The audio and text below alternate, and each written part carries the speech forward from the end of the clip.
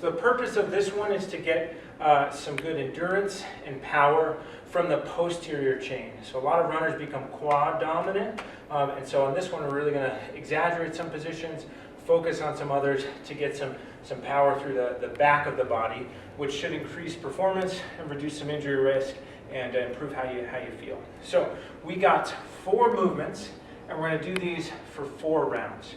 I should mention that for almost all of these runner circuits, if you're doing them in your house, you're cool to do them in socks or barefoot. I actually think for a lot of things you'll get a better connection to the ground. So certainly don't wear your running shoes because those have a bit of foam, you'll be unstable. So barefoot or socks or a lightweight shoe like a training shoe or even a pair of Vans or something like that would be better than your running shoes. So our movements, we're first going to spike the heart rate and exaggerate our running position with something called the wall run drill. So for this one, you'll need maybe a little bit more space than some of our other circuits. Still not a lot. I'm going to put about 8 by 8 square here. But we're going to need a wall. We're going to need a band at the low anchor. We're going to need a chair or a coffee table. And then we're going to need the red band. So just set that up in advance. So on my wall, the wall run drill, I'm going to stand about 2.5 feet away, enough so I can't quite reach the wall with outstretched arms. And then I'm going to just kind of tip forward. And I want to keep, like I'm pressing the wall away from me to get some stability through the shoulders. I want to have a pretty good incline, maybe 30 to 45 degrees leaning forward. And I want my knees to be pretty straight before I start so that lean is coming from the ankles. Glutes engaged, so I'm not here. I got a nice, almost like I'm planking on the wall. And then I'm going to run in place, imagining that my legs are like pistons coming straight up and down. And as my foot strikes the ground, I'm squeezing my glute, getting a good engagement through the posterior chain. So how it's going to look, I'm going to press away, and I'm going to drive.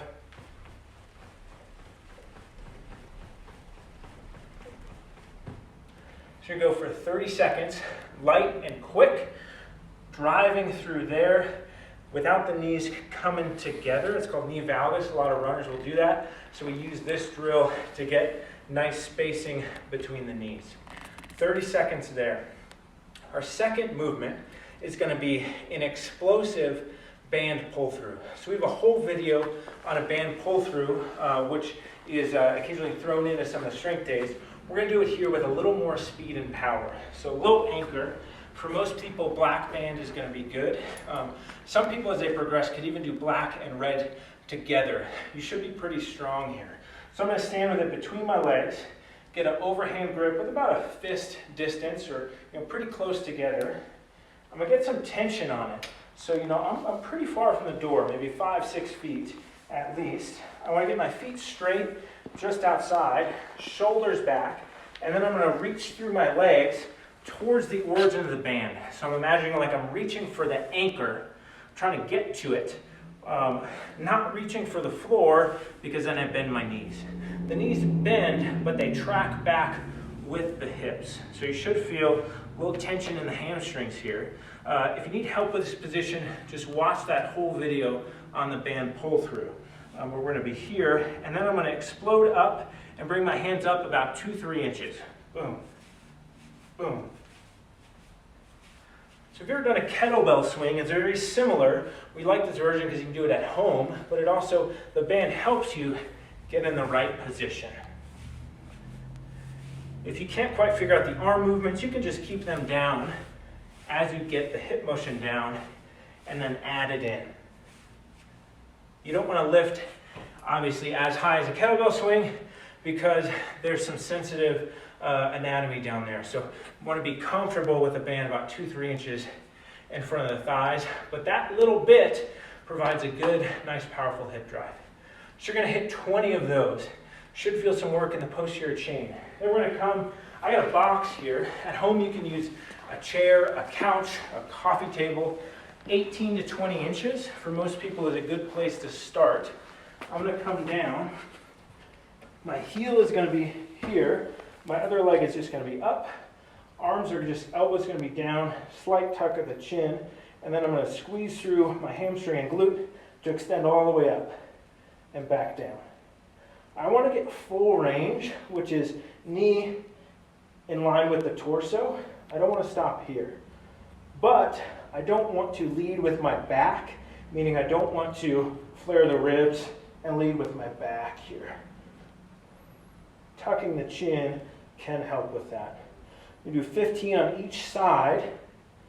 These are harder than they look, so you can break them up if you need to. Goal is to do all 15 in a row. If that's too challenging, go from a lower surface or even from the floor, still getting full hip extension, and then progress back up. Our final movement is a bent over row. So just like the band pull through, we want a good hip hinge. We're going to build some endurance here now. So I'm going to stand on this red band, feet about underneath my hips, so narrower than a squat. Then I'm going to grab both sides, the nice overhand grip, thumbs down, and I want to sit back into my hips and hamstrings, meaning my knees have a slight bend, my weight is on my heel. It's like I'm trying to reach my butt back behind me. To get a good stretch in the hamstring, I don't want to be here, and I don't want to be here with too much bend in the knees. So practice this hip hinge. If that's challenging, we have a whole video on that as well. Just search hip hinge on our YouTube channel. So we're going to be here, and then hands down, I'm going to hold this hip hinge and squeeze my shoulders up and back as I pull up.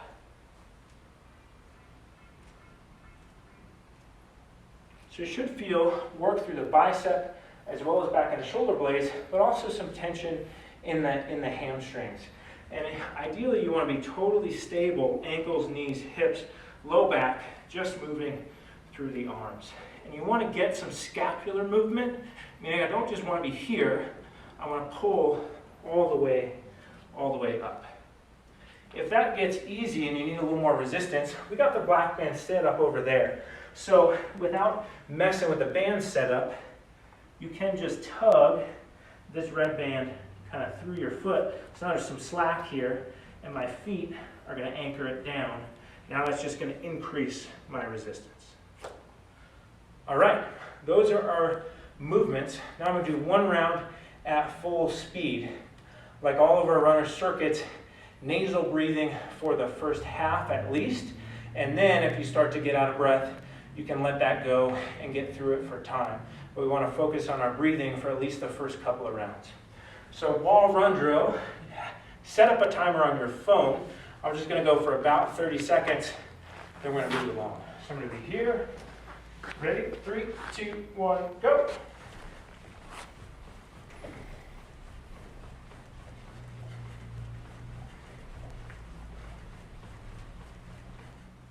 Said that's 30 seconds. Really focus on your breathing with that one. Now I'm going to get my band. I'm going to go 20 here. Pretty quick, shoulders back.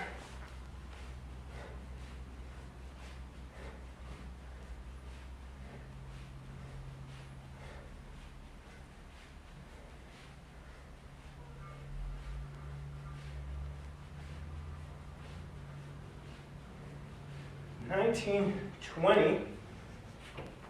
Got my bridges. Heel on the box.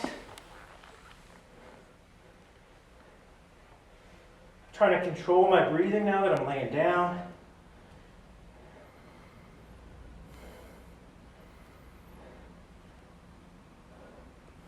$15, that's really starting to burn a little bit. Other side.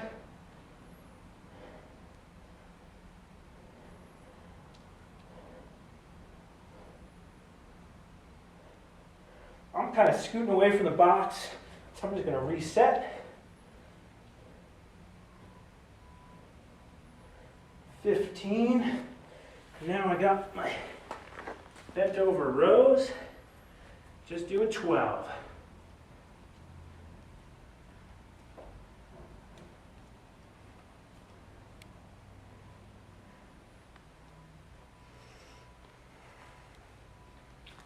And you'll repeat that for 4 rounds.